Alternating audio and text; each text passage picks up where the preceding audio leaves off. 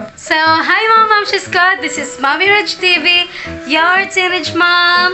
Intro. Pasok!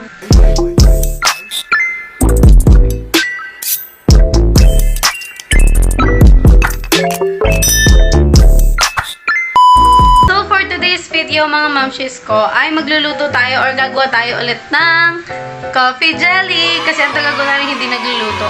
So, nag-vlog na ako nung una nun, pero ang konti ng views.